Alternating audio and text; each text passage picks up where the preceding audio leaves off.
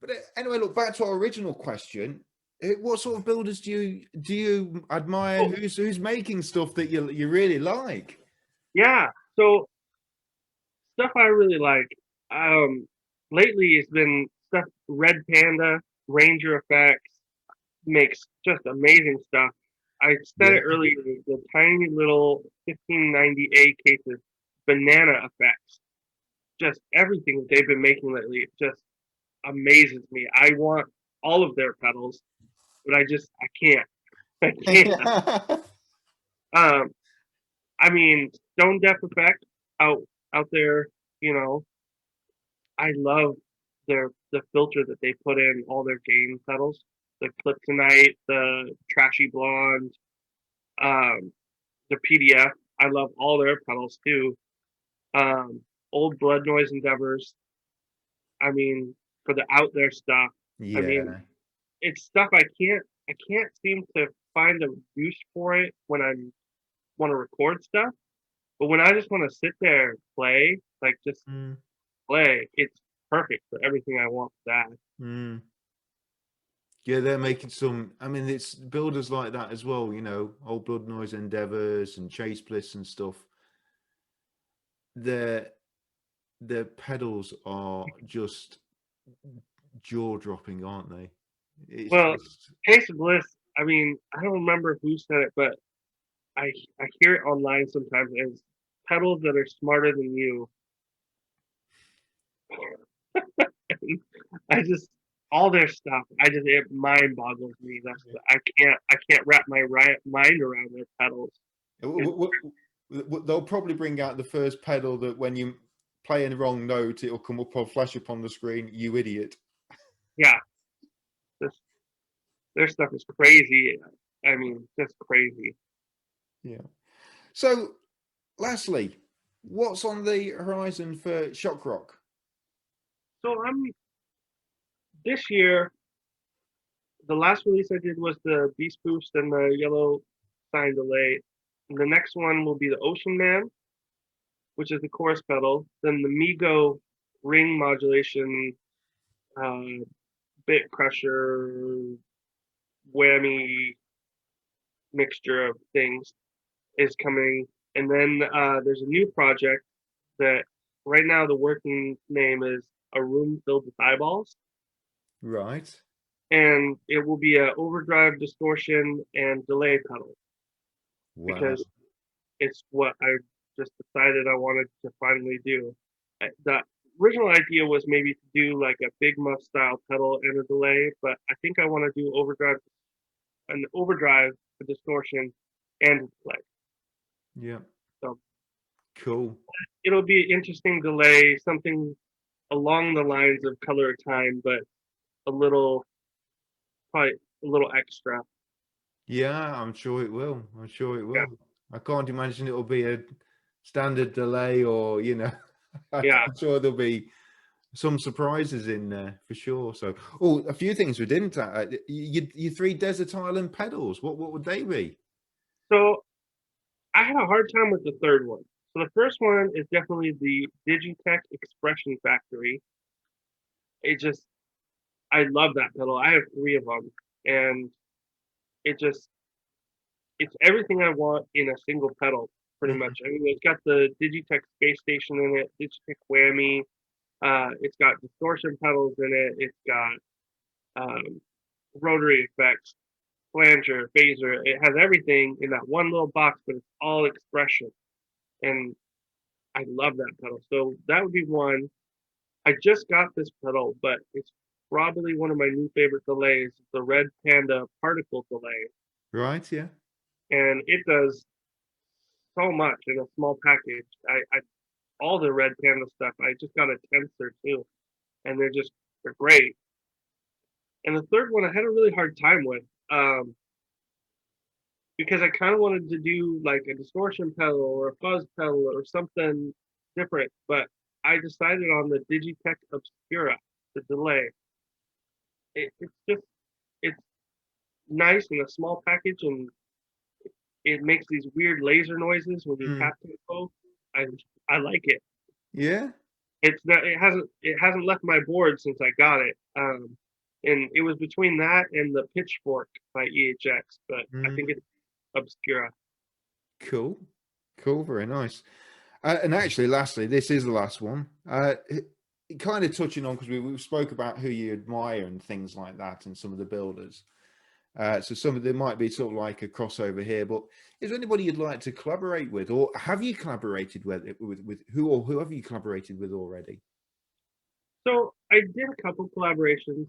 I did one with Normac Pedals up in Canada, and it ended up just not panning out exactly how we wanted it to. So I only made one pedal, and it's in my drawer. And we kind of both took the pedal and ran our own ways with it, but we designed it together. And I did my first collaboration was a green fuzz with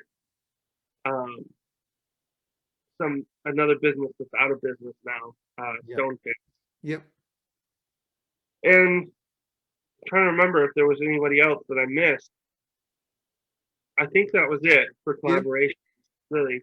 And then as far as somebody I'd want to collaborate with, I mean, Josh from JHS would be like the ultimate collaboration. It would be great to just build with a legend like that. I mean, somebody that's in the last 3 years just gone from just a standard builder to where he's at now, where he literally influences the pricing of pedals just by saying, "Hey, I like this." It's amazing to think about that. And his approach is so refreshing, isn't it? It's so. I mean, I come from a sales, marketing background and stuff like that. And actually, I actually like his approach, and I've worked for some companies and where it's kind of not the care elements taken out, but they're just interested in selling the product to you, selling their product to you, and that's it. But with Josh, it's more welcoming, isn't it? Because he'll talk to you about competitors' pedals and saying, "Oh, I love this." But in a lot of industries and companies, that would be frowned upon. I think of employers that I've worked for, and if I got, a competitor's product and said, "I really like this," I'd be sacked. Yeah. But Josh, it's so refreshing, and I love that approach. It's so honest, and I think it's people warm to that, because I think people see through the kind of, we just want to say something. And I think people turn off to it. Yeah, no, and that's one thing. Like, when it came down to it, it was like when he does shameless self plugs, it becomes funny because he has his own business, but everything he does, it's like he's not trying to sell us anything. He's just trying to show us and educate us, and that's what I like about it. Is more the education part.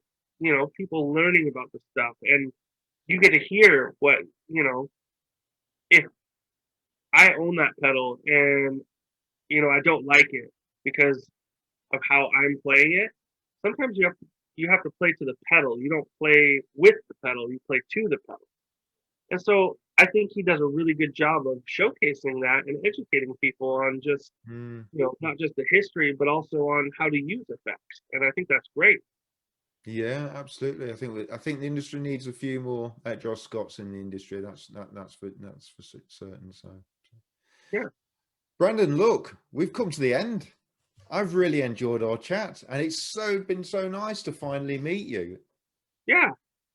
You get to message people and things like that, and you look on the photos and stuff, but it just doesn't.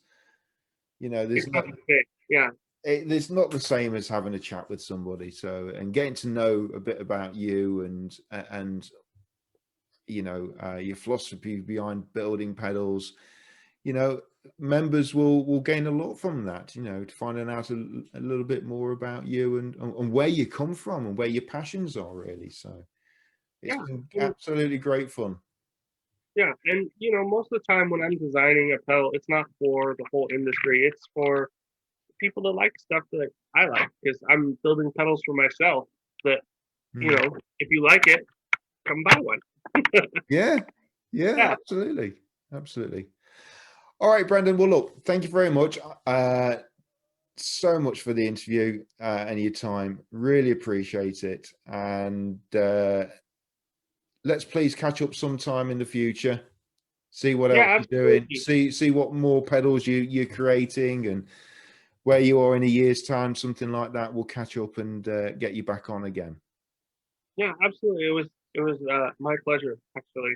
Um, I love the community you've created also on Facebook. It's great.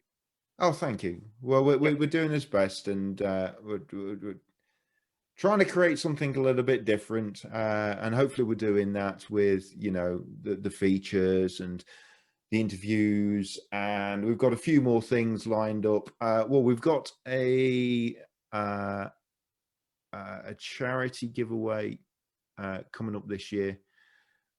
There's going to be. I had an idea last year, and I looked into it, and it was full of hurdles and pitfalls, and I was like, I'm not sure I'm going to be able to get this done. But something's happened over the last couple of weeks, and it's kind of like nudging me in that direction and I'm now seeing how I can actually achieve it.